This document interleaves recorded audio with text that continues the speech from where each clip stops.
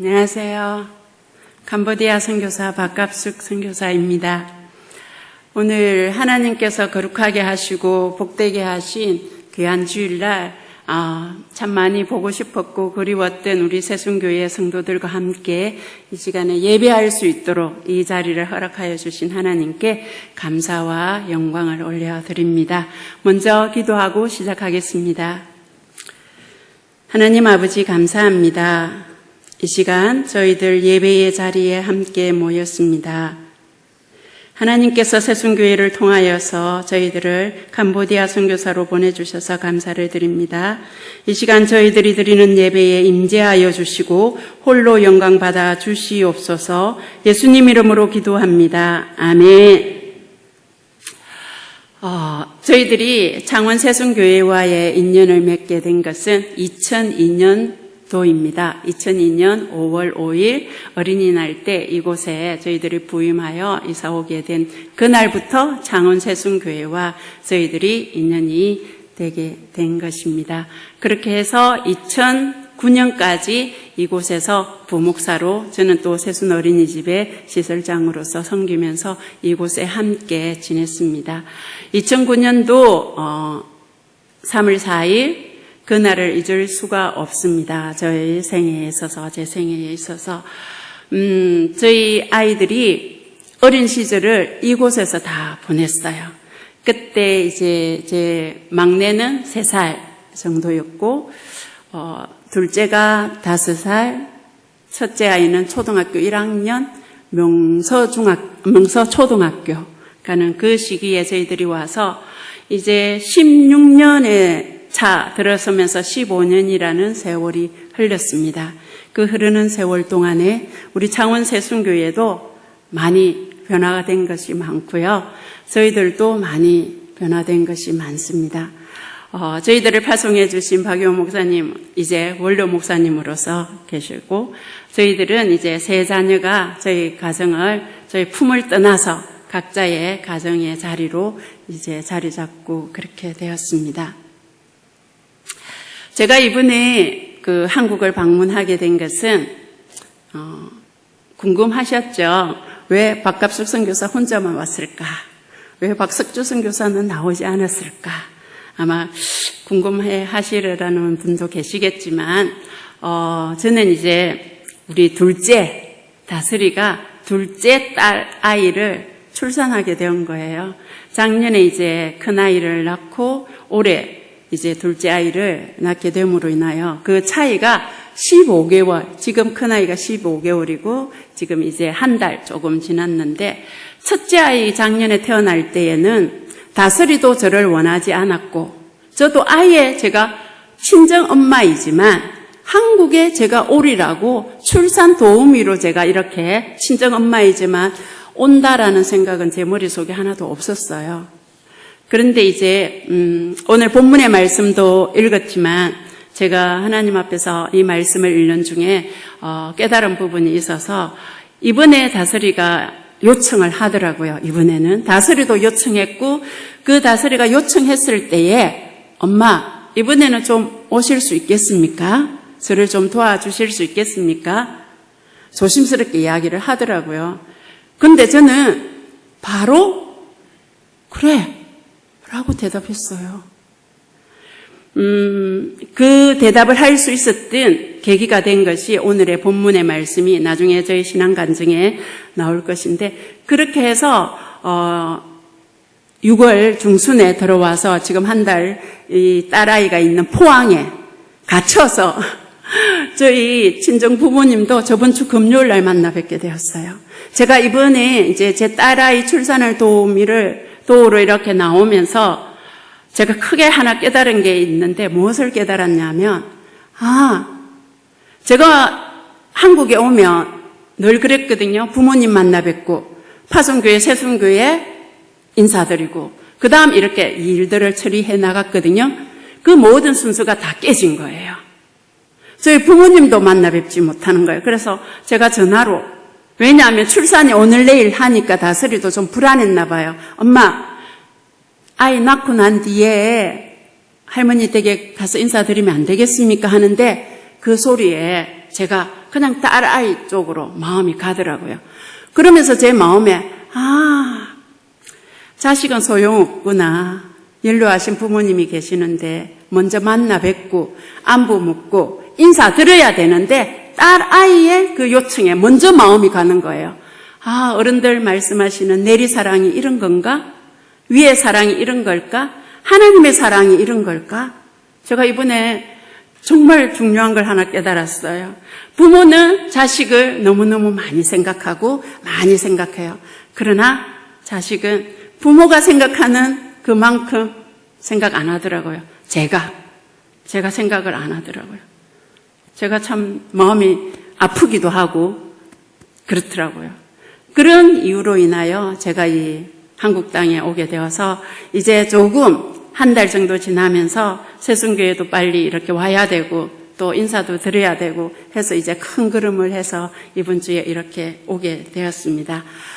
제가 이제 시간이 많지 않기 때문에 여러분들에게 그동안에 저희 캄보디아 사역이 참 종류가 많아요. 그렇지만 이 시간에는 단 하나의 CDP 사역, 한국기아대책과 그리고 우리 성도 여러분들 중에서 후원해 주신 후원 아동들 그리고 그와 관련된 CDP 사역에 대해서 이 시간에 짧게 보고 드리고 그 열매들 말씀드리고 그리고 처음으로 창원 새순교회 성도 여러분들 앞에 짧게나마 저의 간증을 제 신앙의 삶 이제 저도 60을 바라보고 있거든요. 그래서 세어보면 아직까지 어리기는 어리지만 그래도 또 작지 않는 그런 나이잖아요.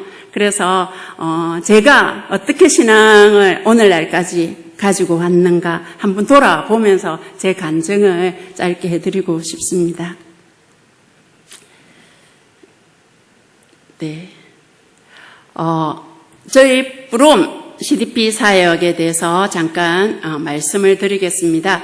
저희들이 한국기아대책과의 인연을 맺게 된 것은 2007년도 이제 그때 저희들이 고신세계총회선교회에 선교사로서 나가고 싶어서 이렇게 지원 요청을 했는데 목사 선교사는 나이 제한이 있는 거예요. 40이 넘으면 안 됩니다. 자격 요건이 안 되는 거예요.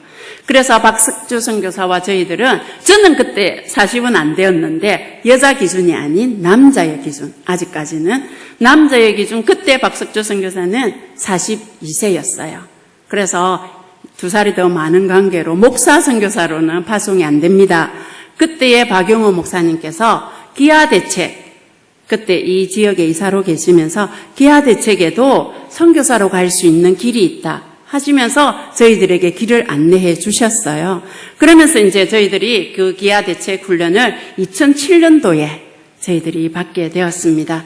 그렇게 해서 공식적으로 저희들이 한국기아대책 선교사로 저희들이 파송을 2009년 3월 4일에 나가게 된 거예요. 저희들이 이제 처음에 2009년도에 나가서 바로 CDP 사역을 한 것이 아닙니다. CDP 사역을 하게 된 것은 2015년부터인데 2009년부터 2013년, 2010년까지는 이제 먼저 와 계시는 그 선교사님들과 협력 사역 그리고 그 언어 배우는 그런 기간이었기 때문에 그런 쪽에 있었습니다.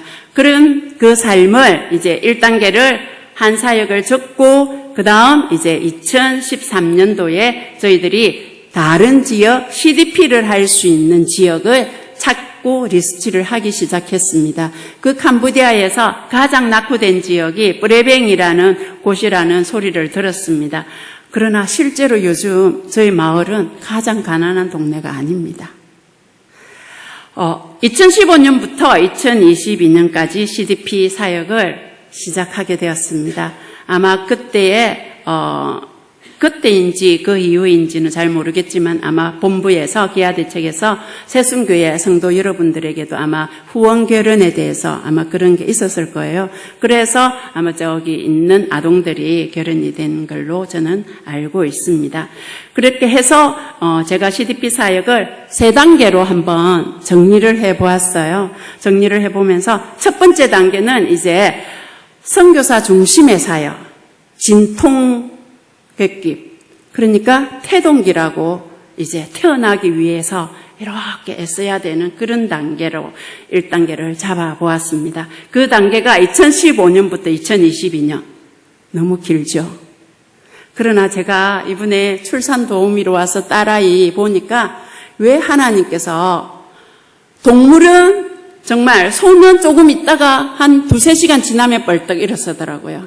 그러나 이 사람은 세돌이 지나도록까지 부모의 전적인 양육자의 보호가 필요한 거예요. 왜 하나님께서 이렇게 하셨을까? 저는 참 많이 궁금했어요. 제가 유아교육을 전공했지만 왜 하나님께서 태에서부터 시작해서 0세, 3세까지 어느 정도 우리가 그래도 이 아이와 의사소통이며 할 수 있는 이 부분이 3세까지 이렇게 긴 시간 동안에 관계를 맺어야만 할까? 그게 하나님의 저는 제 나름대로의 우리의 영적인 신앙도 마찬가지, 영적인 자녀도 마찬가지더라고요. 한 자녀가 태어났을 때에 이 전적인 양육자로부터의 보호하심과 돌보심이 없다면 그 아이는 빨리 죽게 된다든지 사람으로서의 삶을 못 산다는 거죠. 이게 영적인 원리에도 적용이 되더라고요. 그러면서 이제 저희 CDP 사역도 이렇게 긴 진통의 시간을 겪으면서 그동안의 그 기간을 그냥 지난 것이 아니라 서로를 알아가는 지역 주민들과의 관계 통해서 그리고 서로 아동과의 관계를 통해서 서로 우리가 모르는 가운데에 떨어졌잖아요. 그렇기 때문에 서로 알아가는 그런 단계에 있는 거예요. 그렇게 했을 때에 제가 중요한 태도는 제가 견디는 것. 견뎌야 되겠구나. 견딤. 그리고 기다림. 이 아이가 이 CDP가 이렇게 시작이 되었는데 앞으로 어떤 최종적인 목적으로 나아가야 될까? 그걸 저희들은 무엇으로 보았냐면 이 마을에 자립되는 교회가 세워지는 지역 교회가 세워지는 걸 최종 목적으로 저희들은 삼고 우리는 빠져나와도 그들 스스로가 하나님 여호와를 찾고 하나님을 경배하고 경외하는 자리에까지 이룰 수 있는 최종의 그 목적을 그러기 위해서 기다림 그리고 하나님의 약속의 말씀이 없다면 과연 우리가 갈 수 있을까? 그 약속의 말씀을 늘 붙잡았고 그 하나님의 사랑을 우리가 가지고 주어야 되는 그런 시기였습니다. 그래서 2018년도에부터 이제 저서의 현지 리더 우리 아이들 초등학교 3학년 때 만나서 이 아이들이 후원으로 결성된 때가 초등학교 4학년 그때에 그 아이들이 시작이 되어서 이제 2단계 이제 뿌리 내리기인데 선교사와 현지 리더와 함께해요. 1단계의 진통기 때는 선교사 사역의 중심으로 다 이어졌어요. 거의 대부분이. 그러나 이제 2단계에 와서는 그 7, 8년의 세월이 흐르는 그 세월 동안 견뎌왔기 때문에 그 견딤의 시간이 없었다면 이 뿌리 내리기 시간도 저는 없었을 거라고 생각을 합니다. 그래서 2023년까지 그리고 2024년 연장되어서 올 6월까지 이런 부분들이 있었습니다. 이때에도 기대감, 정말 이렇게 씨를 뿌렸는데 씨가 날까? 그런 농부의 마음, 그 마음을 늘 잃지 않고 그리고 하나님 주시는 소망, 인내, 사랑 이 부분들을 저희들이 가지려고 애를 썼습니다. 2018년도 중학생이 된 이 CDP 아이들이 이제 저희들의 전적으로 이끌어간 것이 아니고 저희들과 부분적으로 주일학교 교사의 역할을 감당하고 가정 방문을 같이 함께 돕고 그리고 이 가정에 무슨 일이 일어났는가 우리한테 알려주기도 하고 이런 쪽으로의 또 행사가 있으면 그 행사에 대해서 알려주기도 하고 이렇게 저희들이 이제 약간의 함께하는 도우미로서의 저희들 해 주었습니다. 그래서 주일학교 교사 전도 빛날데이 여러 가지 행사 도우미로 함께했고 가정방문, 새로운 마을 셀교회 섬기는 전도하러 가는 이런 모든 것까지 이제 저희 선교사 2사람만이 아닌 현지인과 함께 갈 수 있는 그렇게 하면서 서서히 뿌리 내리는 그런 단계의 CDP 사역이 왔습니다. 마지막으로 이제 저희들이 바라보고 있는 것은 성장기입니다. 현지인 리더가 중심이 되는 것입니다. 궁극적인 목적으로 그 지역에 교회가 세워지고 그 교회로 인하여 또 다른 교회가 세워지는 그 마지막에 하나님 나라가 이루어져서 하나님 통치를 받는, 다스림을 받는 그곳이 되어질 수 있도록 그런 부분이었습니다. 이 시기는 신뢰가 참 가져야 되겠다라는 생각이 듭니다. 현지인을 리더가 있다며 전적으로 맡겨주었을 때 실수와 그런 부분들이 많이 있을지라도 또 내가 먼저 앞서가 버린다면 또 이들은 안 될 것 같고 그렇게 해서 믿어주면서 신뢰하는 이 신뢰성이 쌓이고 또 기다려주어야 되겠고 그러면서 하나의 이런 열매들이 일어나지 않을까 저희들은 그렇게 바라보고 있습니다. 푸노에 이제 저희들 마을의 면 소재지가 10개의 마을이었는데 2년 전에 16개의 마을로 늘어났어요. 부흥이 됐다는 거예요. 저희 마을이, 저희 교회 이름이 뿌럼소망교회인데 뿌럼소망교회가 저희 마을이 아니고 이제 뚜뜨발 마을이에요. 우리 지역을 와보시면 큰 길로 중심으로 해서 앞쪽, 뒤쪽, 앞쪽은 뿌럼, 뒤쪽은 뚜뜨발. 마을이 두 개가 나뉘어진 거예요. 이것처럼 다른 마을도 이렇게 나뉘어지게 되어서 16개의 마을이 된 것입니다.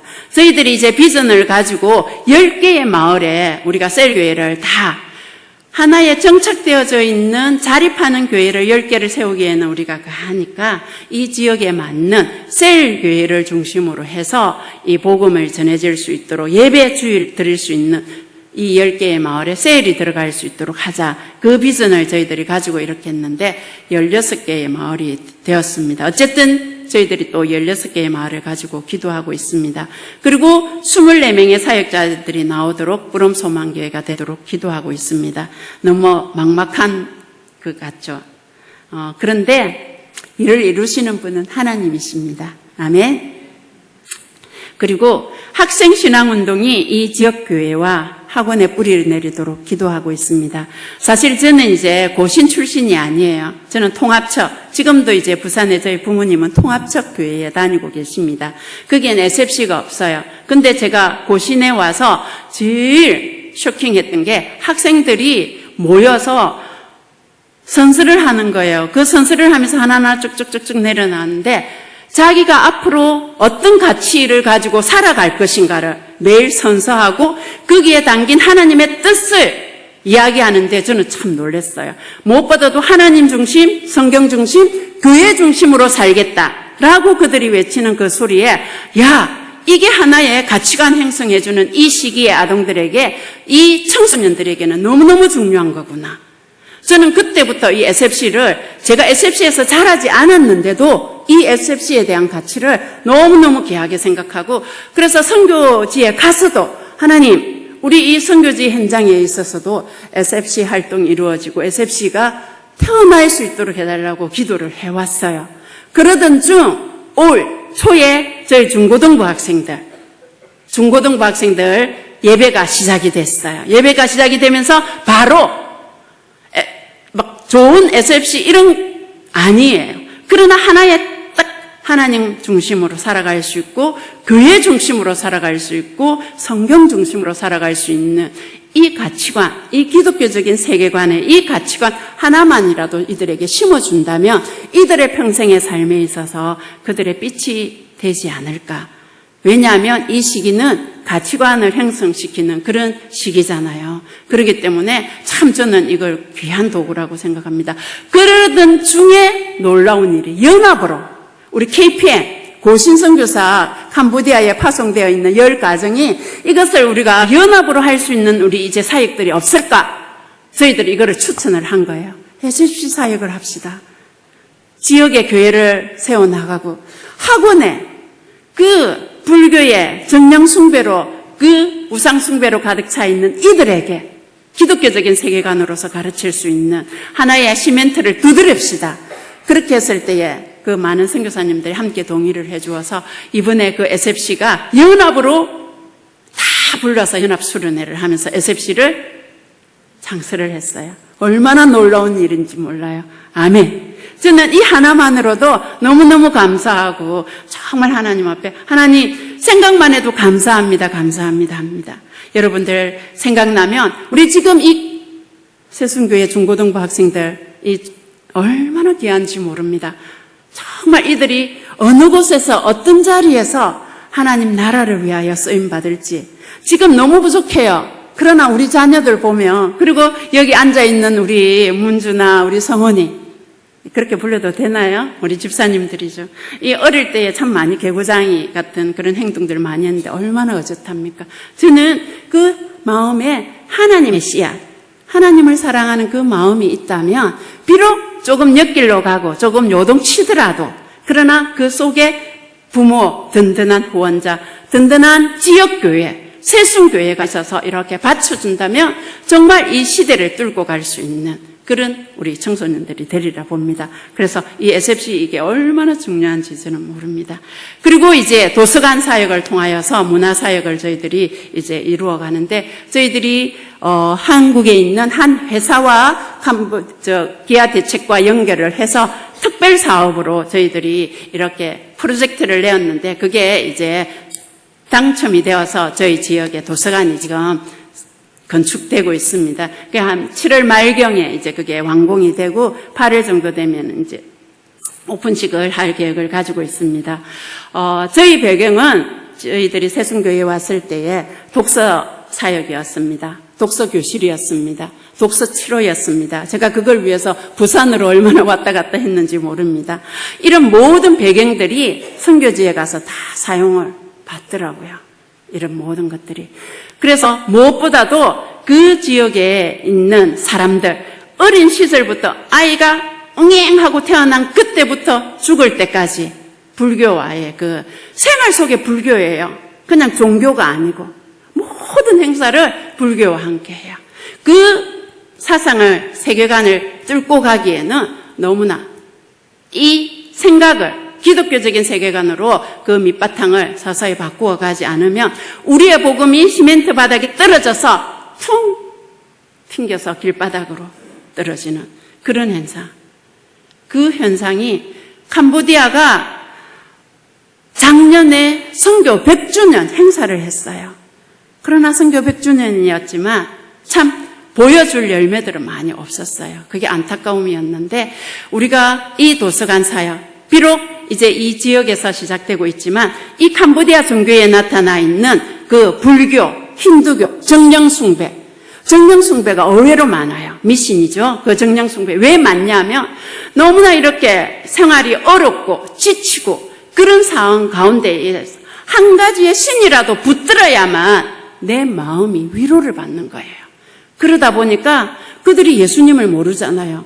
모르니까 불교의 그 사상, 그리고 힌두교, 그리고 미신, 이런 정령숭배가 많은 거예요. 그게 이렇게 연합이 되어가지고 그들의 사상에 깊이 뿌리 박혀 있는 거예요. 그러면서 이제 도서관 사역 쪽으로 저희들이 나가고 있습니다. 그렇게 해서 이제 제가 한번 생각을 해보았습니다. 그렇다면 이제 거의 7, 8년, 9년 이 CDP 사역의 열매가 무엇일까 한번 생각을 해보면서 관계의 열매, 지역의 열매, 영적인 열매 생각해 보았습니다. 관계의 열매에 있어서는 저희들은 쉽게 지역 주민들과 리더들과 관계할 수 있는 이 CDP를 통하여서 그렇게 되었고요. 무엇보다도 뿌름 초등학교 선생님들과는 지금도 저희들이 서로 함께하는 그런 관계로 이어졌고, 무엇보다도 그 초등학교 교장 선생님께서, 그리고 온폴리 선생님, 지금 저희들 성도로서 이렇게 나오고 있습니다. 이게 얼마나 놀라운 일인지 모릅니다. 이런 관계. 그리고 면 소재지 관리들, 저희들이 2019년, 20년 코로나 때도 예배가 멈추지 않았습니다. 다른 지역에서는 예배를 못 드리게 교회 문을 닫고 이게 할 수 있도록 했는데, 저희 지역의 이장들, 그 캄보디아는 아직까지도 시족 그 사회예요. 그래서 서로가 그냥 좋으면, 이장이 좋다 하면 허락이 되는 거예요. 그러면서 이제 저희들은 마스크 다 끼고 준수하고 예배는 끊기지 않았습니다. 아멘. 이 모든 게 CDP 사역의 거룩한 도구가 된 것이라고 저는 생각합니다. 그리고 지역의 열매에 있어서는 저희들은 언제나 가면 저희들은 하나님의 자녀입니다. 저는 이야기합니다. 우리 엉가가 무엇이냐면 NGO라는 말입니다. 캄보디아 말로. 우리 엉가는 크리스찬 NGO입니다. 그러면서 우리는 예배하지 않으면 우리는 살아갈 수 없는 사람입니다. 우리는 주일날은 하나님께서 주신 거룩하고 복된 날, 이날 우리가 하나님 앞에 예배하지 않으면 우리는 이 땅에 존재할 필요가 없는 사람입니다. 그래서 우리는 예배해야 됩니다. 그래서 처음 교회가 시작될 때, 온폴리 선생님 집에 시작될 때에도 우리가 NGO 사역과 함께 주일날 예배할 수 있도록 해달라고 했을 때에 허락해 주셨습니다. 그게 부름소망교회가 된 것입니다. 저희들의 정체성은 그 지역의 사람들, 예수 언가예요. 그러니까 저희들 정체성이 그들에게도 지나가면 예수님 믿는 사람, 예수님 믿는 사람, 예배하는 사람, 주일날 예배하는 사람. 우리는 우리 성도들에게도 말합니다. 주일은 우리 날이 아닙니다. 하나님께서 거룩하게 하시고 복된 날, 온전히 주님의 날, 기뻐하고 즐거워하며 모든 성도들이 함께 모여서 일주일 동안 각자의 자리에서 하나님과 찬양과 경배를 드리고 일터 속에서 성실하게 일하다가 이제 마지막 훗날 천국 가서 영원히 찬양과 경배를 드릴 우리 한 가족이잖아요. 그 연습하는 거예요. 주일날 여기 와서 연습하는 거예요. 연습. 이 연습을 하지 않으면 어떻게 천국 가서 찬양과 해낼 수 있겠습니까? 다 찬양 부르는데 그냥 이렇게 있겠습니까? 연습이에요. 이 주일은 생명을 걸고서라도 지켜야 됩니다 하고 저희들이 강조를 합니다. 그리고 영적인 열매에 있어서는 부름초등학교에서 세수식반 프로그램이 운영을 하고 있습니다. 박석주 선교사와 저는 세수식반 교사입니다. 그곳에 초등학교, 공립학교에 세수식반이 열려진다는 건 있을 수 없습니다. 그러나 CDP 사역을 통하여서 일주일에 학년별로 그 세수식반을 하는 그걸 보면 얼마나 또 감동스러운지 모릅니다. 또 하나의 부름소망교회가 탄생된 것입니다. 그리고 초등학교 교사들 집에서 부름소망교회가 온폴리 교사, 그리고 엉끼어다이 지금 서리 무일리 교사 이렇게 선생님들을 사용하는 이 모든 게 저희들의 CDP라는 거룩한 도구를 가지고 나아갔을 때에 하나님께서 함께해 주셨던 열매입니다. CDP 아동들이 이제 교회로 성장하게 된 것, 특별히 이제 저희들이 모노리오와 빤냐, 그리고 모노리오 이 친구는 그 가정, 어머니, 할머니 다 주 예수를 믿으라. 그래야만 너와 내 집이 구원을 얻으리라. 그게 성취가 된 거예요. 다 구원을 받는 그런 역사들. 그리고 SFC 이 학생신앙운동이 이렇게 결성되고 일어난 것도 저는 CDP의 그런 영향이라고 봅니다. 비록 이제 CDP 종료는 올 2024년 6월이 종료가 되었습니다. 그동안에 이 CDP 사역의 모든 것들을 통하여서 이런 사역들을 감당할 수 있었습니다. 이제는 이제 부름초등학교와 지역 중심에서 교회 중심으로 사역을 전환해 갈 것입니다. 저희들이 생각은 갖고 있지만 저희들이 그렇게 기도합니다. 하나님, 사람의 생각은 없애주시고 오로지 하나님의 뜻만이 남아서 지혜롭게 이 일들을 감당해 갈 수 있도록 도와주십시오 하고 기도하고 있습니다. 잠깐 제가 이 사진을 보여주면 제가 준비하는 동안에 이 사진을 보았어요. 이 친구가 거기서는 안 보이죠. 저 왼쪽에 있는 저 친구가 모노리어고 지금 현재 밑에 있는 지금 현재 모노리어고 위에 빤냐는 저하고 그때도 초등학교 4학년 때 같이 찍었던 사진이 있었고 그리고 지금 현재에 또 빤냐는 저하고 같이 찍었던 사진이 있더라고요. 이렇게 한 10년 가까이 이렇게 오면서 이렇게 자라게 되더라고요. 그리고 무엇보다도 온폴리 선생님 교사 한 사람으로 인하여 그 옆에 교장 선생님 구원받게 되었고 이제 밑에 자세히 보시면 다리가 없습니다. 이 다리가 없는 것을 우리 온폴리 선생님께서 우리 기아대책 의족을 하시는 정현식 선교사님, 우리 캄보디아 오신 분들은 아실 거예요. 그 의족을 하시는 분에게 소개를 해서 의족을 만들게 된 거예요. 의족을 만들게 되어서 영혼의 생명뿐만 아니고 육신의 그 다리까지 얻게 되어서 저기 맨 끝에 사진, 우리 온폴리 선생님, 교장 선생님, 이 촌스런 아저씨, 이 세 명의 특별한 친구들이에요. 이 특별한 친구들이 저희 부름소망교회에 저희들이 기대하고 있습니다. 이들이 배경이 되는 집사가 되고 장로가 될 수 있는 놀라운 역사가 일어날 수 있도록 아멘. 저희들이 그렇게 기도하고 있습니다. 우리 현지 동력자들 이렇게 지나가게 되고요. 그리고 짧게나마 이제 시간이 얼마 남지 않았는데 제가 제 간증을 짧게 하도록 하겠습니다. 저희 어머니가 계십니다. 저의 신앙에 영향을 미친 사람들과 사건에 대해서 짧게 이야기하겠습니다. 저는 이제 저희 어머니를 생각하지 않을 수 없는 이유가 저희 어머니는 믿지 않는 집안에 이렇게 오셨어요. 결혼을 하셨고 저희 어머니는 섬 마을에 사셨고 굿을 많이 하는 그런 이제 가정에 태어났는 저희 어머니인데 산촌에 이사를 오면서 교회당 소리를 듣게 된 거예요. 그때는 이제 종소리, 차인벨 소리였잖아요. 그 소리가 천상의 소리로 어머니한테는 들렸다예요. 그 소리가 어디서 날까? 그 소리를 따라서 갔는데 교회였대요. 저희 어머니는 그렇게 해서 바로 그냥 교회를 다녔대요. 너무 놀랍죠. 그렇게 하면서 교회를 다녔는데 저희 어머니는 핍박을 저희 아버지에게 너무너무 많이 받았어요. 교회 다닌다고. 그래서 제가 5살 정도 기억이 나는데 새벽 일찍 이제 어떻게 하다가 제가 일찍 깨었는데 신음소리가 나는 거예요. 그때 시골집은 큰 문이 있고 조금 짝쪽 문이 있었어요. 그쪽 문을 제가 이렇게 열고 보니까 저희 아버지께서 저희 어머니를 소마구간에 돌돌 이렇게 묶어가지고 때리고 계신 거예요. 새벽 기도 갔다 왔다고. 그러면서 그 어머니가 이제 아버지가 교회 가지 말라고. 왜냐하면 새벽부터 일을 해야 되는데 무슨 교회냐고. 근데 저는 그때 충격을 받았어요. 충격을 받고 그때는 제가 그렇게 표현을 못했지만 이게 저에게 어떤 영향으로 왔냐면 믿음은 어떠한 어려움, 생명의 위협이 와도 지켜내야 되는 거구나. 이게 저에게는 참 어머니의 신앙에 도움이 많이 왔어요. 저희 어머니는 6살 때 제 동생, 제가 3남 2녀예요. 첫째 언니, 둘째 오빠, 제가 셋째 남동생 둘인데 막내 동생이 6살 심장병으로 먼저 천국에 갔어요. 지금 같았으면 고칠 수 있었던 병인데 그때만 해도 심장병 잘 하기가 어려웠죠. 그 아들을 가슴에 하나 묻으셨던 저희 어머니, 그리고 조금 지나서 저희 큰언니에게 소아마비 증세가 온 거예요. 그게 지금까지도 왼쪽 손, 왼쪽 다리는 똑같지가 않아요. 우리는 똑같잖아요. 똑같지 않아요.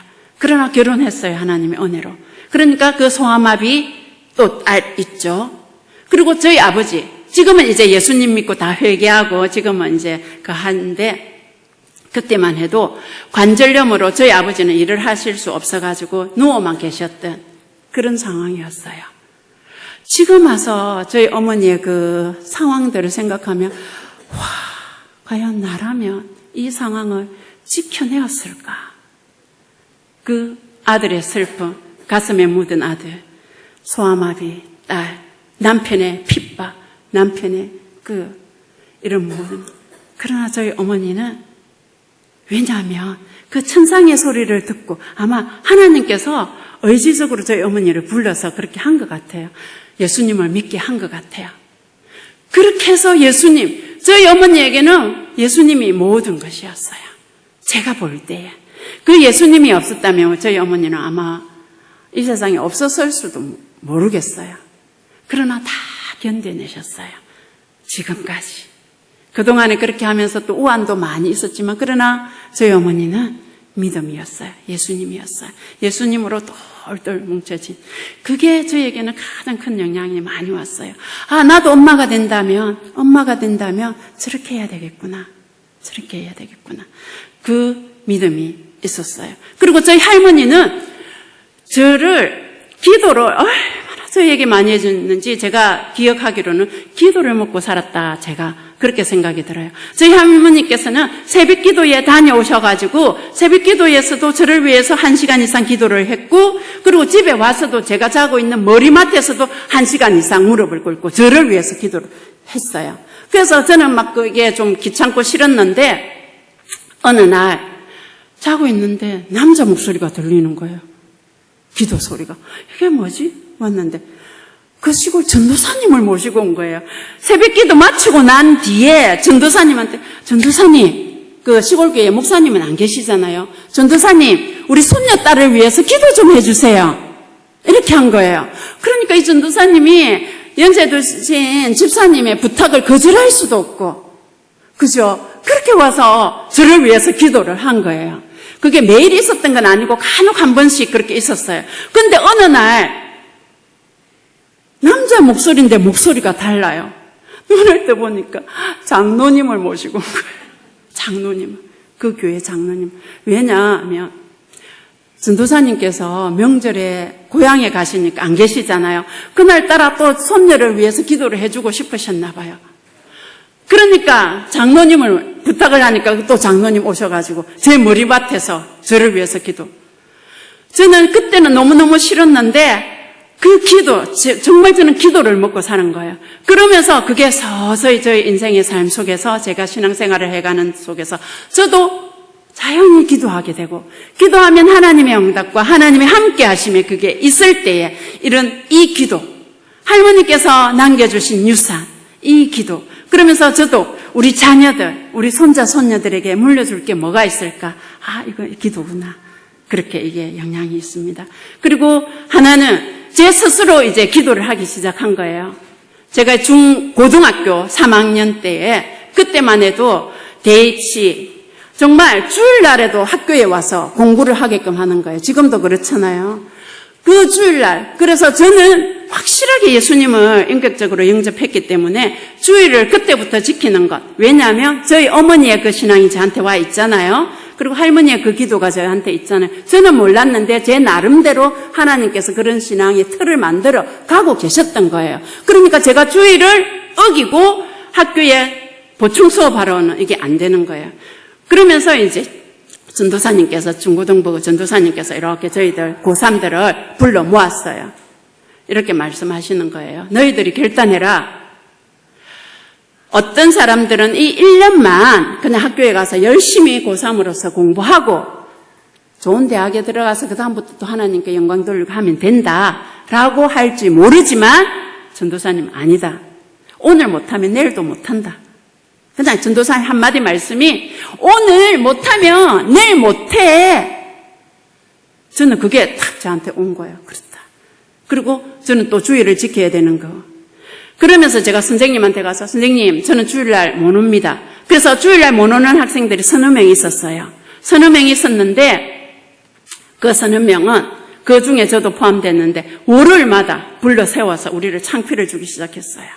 너희들 그렇게 공부도 그렇게 열심히 잘하지도 못한 막 이렇게 우리의 그 치부를 드러내면서 우리 자존감을 낮게 하면서 막 이렇게 했어요. 근데 있잖아요. 참 놀라운 경험을 했는데 그게 제 마음의 아픔으로 오지 않았어요. 그래서 제가 밤에 일기를 적으면서 하나님 제가 오늘 우리 선생님한테 이렇게 했는데 왜 제 마음에 상처로 와닿지 않죠? 왜 그렇죠? 이렇게 했는데 그냥 제 마음에 드는 생각이 내가 먼저 받았잖아. 예수님께서 내가 먼저 받았잖아. 내가 너 안에 있잖아. 그 오는 그 모든 것들 내가 먼저 받고 너한테는 걸려서 간 거야. 그래서 너한테는 상처가 되지 않는 거야. 제가 그런 마음, 그걸 깨닫고 얼마나 울었는지 모릅니다. 그렇네요. 주님께서 제 모든 고통과 제 모든 아픔들을 먼저 받으셨네요. 그래서 그게 희석이 되어서 저한테 왔네요. 그래서 저는 너무너무 감사했어요. 그렇게 하면서 저는 참 하나님 앞에 기도하고 싶은 마음이 들어서 하나님 제가 밤 9시에 기도하겠습니다. 결단을 하고 옥상에 저희 집 옥상에 올라가서 8시 40분 55분 되면 그때부터 마음이 두근두근 거리면서 밤 9시 탁 올라가서는 성전을 바라보면서 우리 교회 그때 성전을 바라보면서 제가 하나님 앞에 기도했어요. 비 오면 우산 쓰고 기도했어요. 이렇게 기도하는 데에 참 너무너무 행복했어요. 근데 선교지에 와서 이 기도가 생각이 나는 거예요. 생각이 나면서 그때 내가 무슨 내용으로 그 9시마다 기도를 했지? 그 내용이 알고 싶은 거예요. 하나님, 제가 그때 무슨 기도했습니까? 그 기도 내용 좀 알려주시면 안 되겠습니까? 그래야 제가 그대로 살지요. 하나도 생각 안 나는 거예요. 하나도 가르쳐 주시지도 않는 거예요. 근데 어느 날 기도를 하는데 그런 마음이 들더라고요. 그때 그 기도가 더 순수했고 더 하나님을 기쁘시게 하는 뜻이었겠구나. 하나님, 그러면 가르쳐 주시지 않아도 괜찮습니다. 그러면 그때의 그 기도대로 이루어 주십시오. 지금 제가 드리는 기도대로 하지 말고 그때의 그 기도대로, 하나님은 기억하시잖아요. 그때 그 기도 제 기억 안 해도 되니까 그때의 그 기도대로만 이루어 주십시오. 제가 주님 앞에 가는 그날까지. 아직까지 제가 무슨 기도를 드렸는지 모릅니다. 그렇게 기도를 하고 있습니다.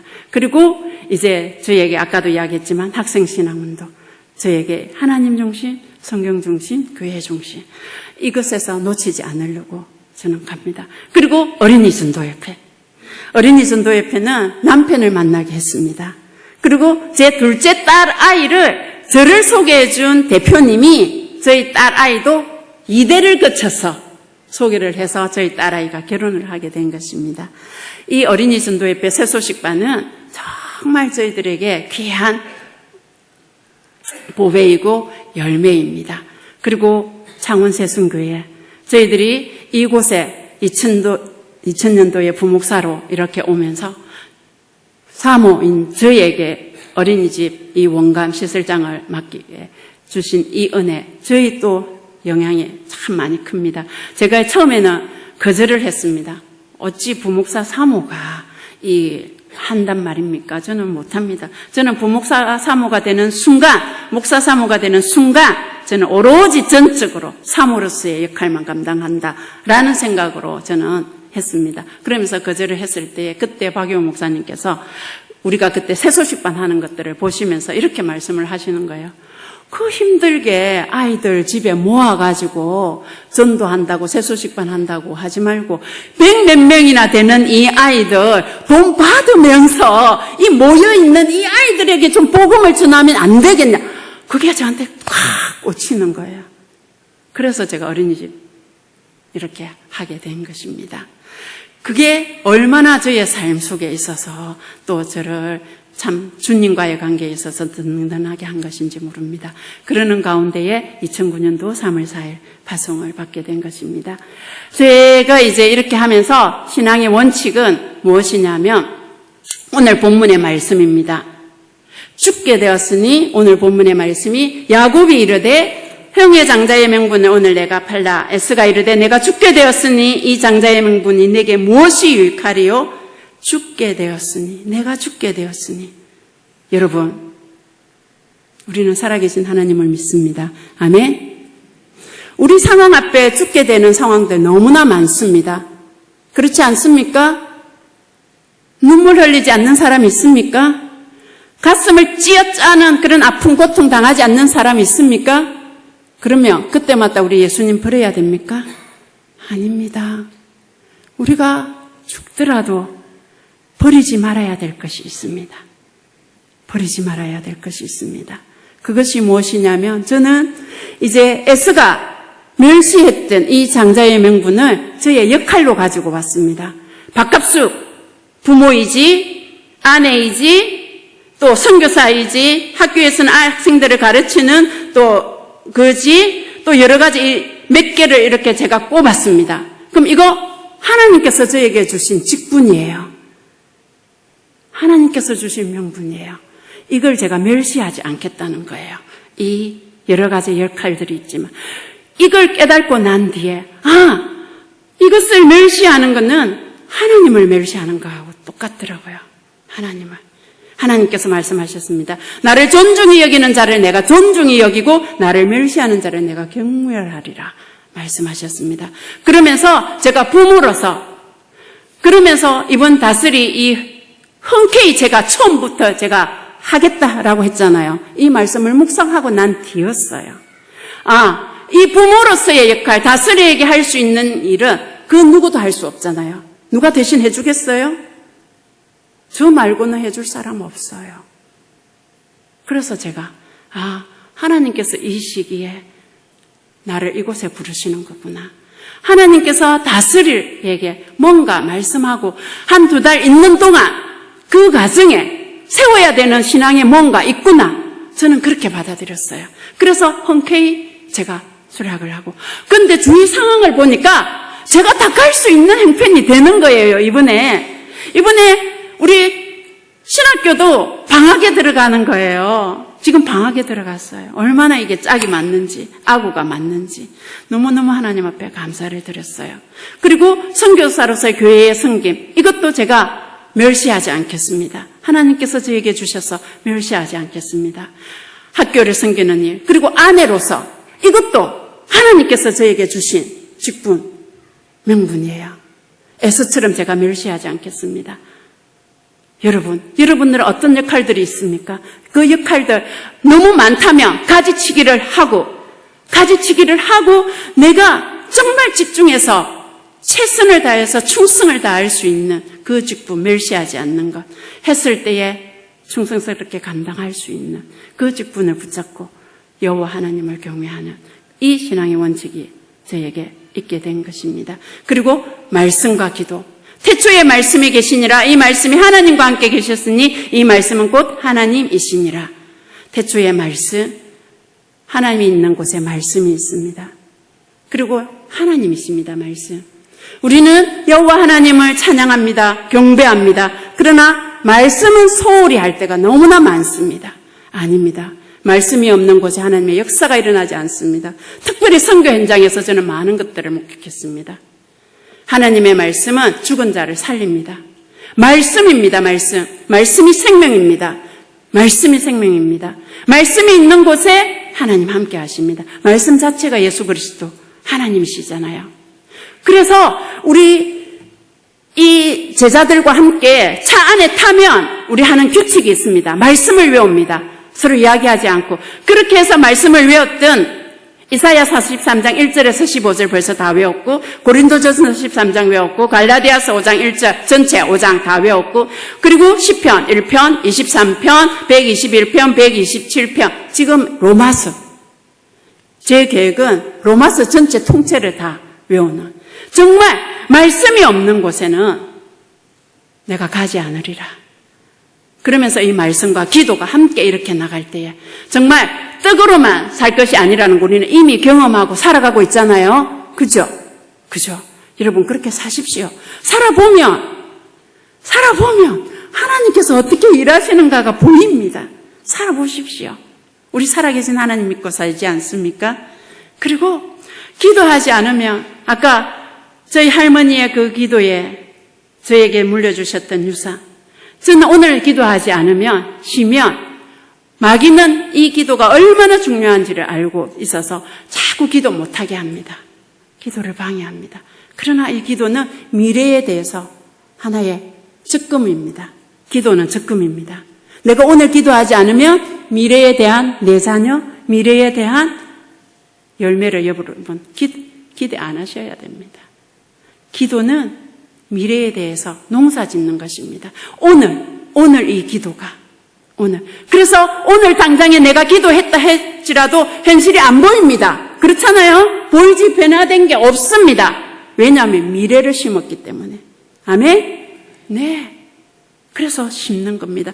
그래서 그 기도가 계속해서 심어졌기 때문에 미래가 오늘이 되고 오늘의 그 열매를 제가 먹는 거예요. 계속해서 가는 거예요.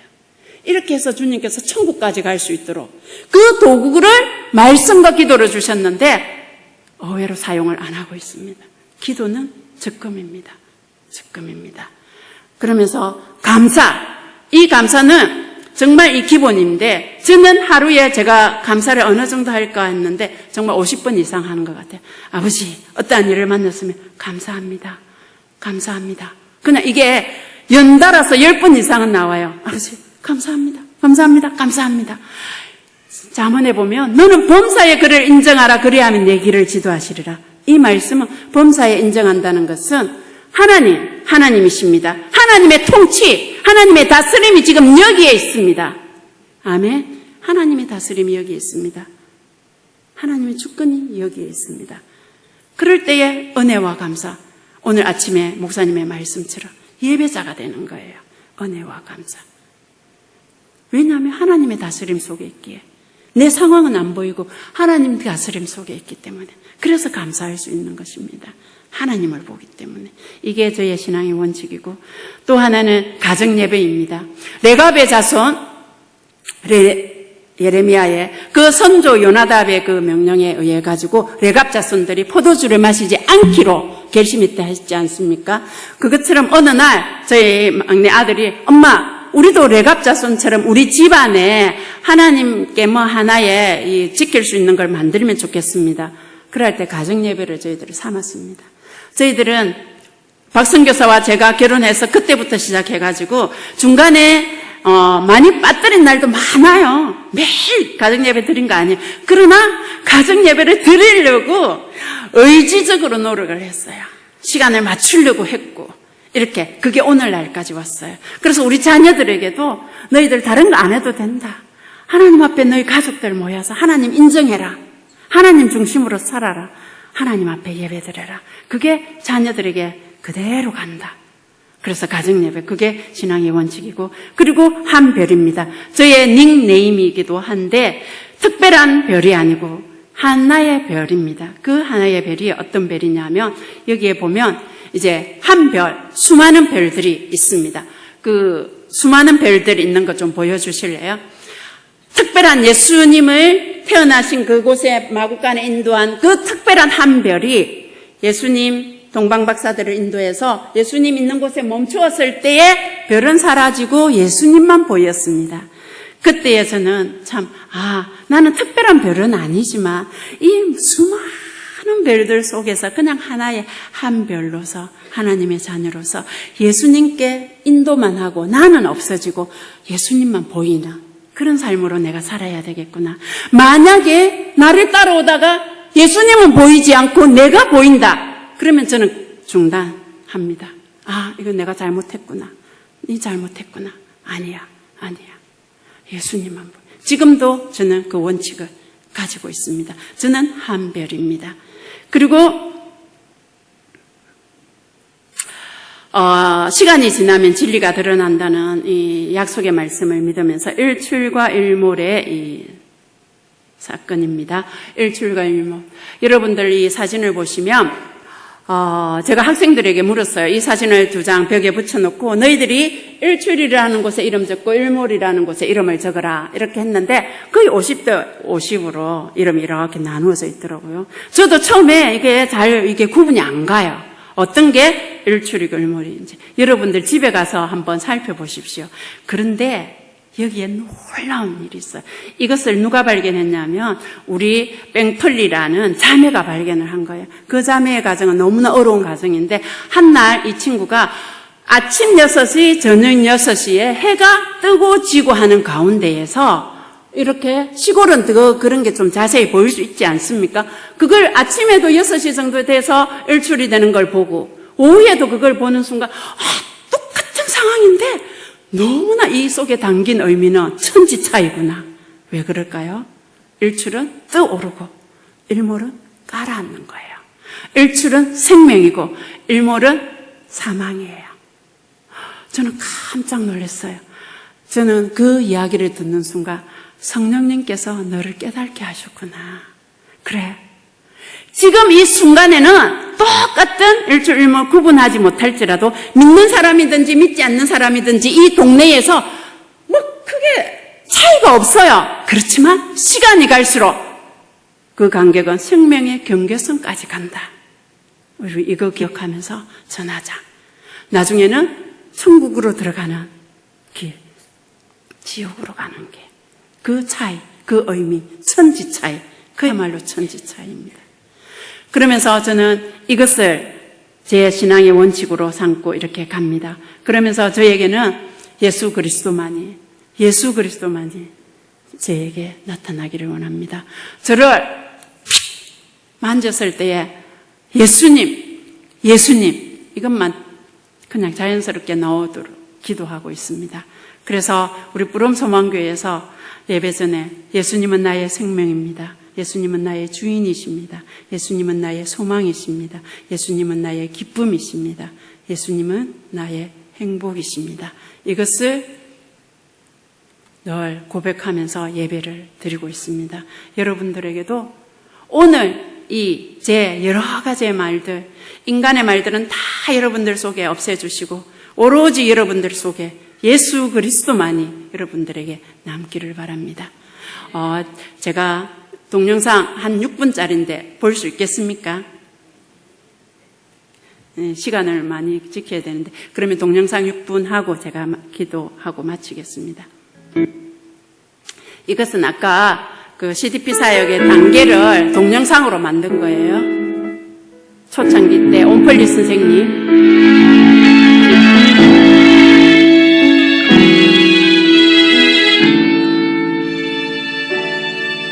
내가 노려왔던 모든 것들이, 내가 지나왔던 모든 시간이, 내가 걸어왔던 모든 순간이 당연한 것 아니라 은혜였소.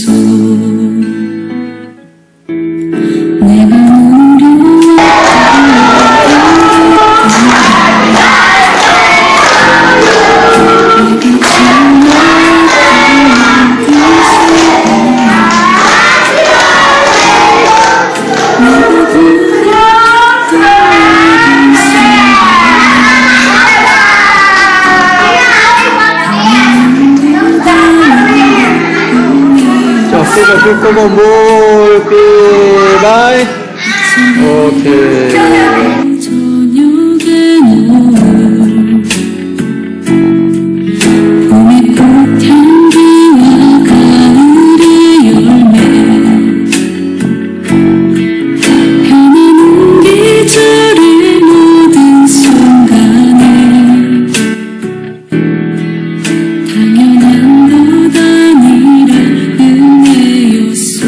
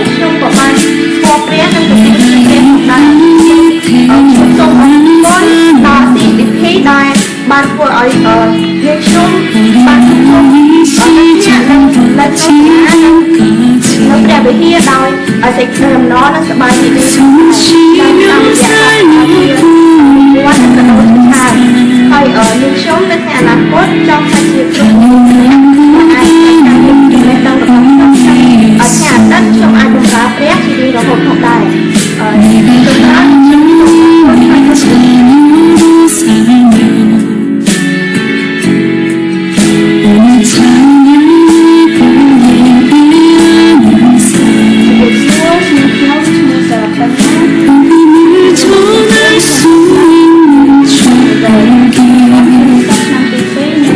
Like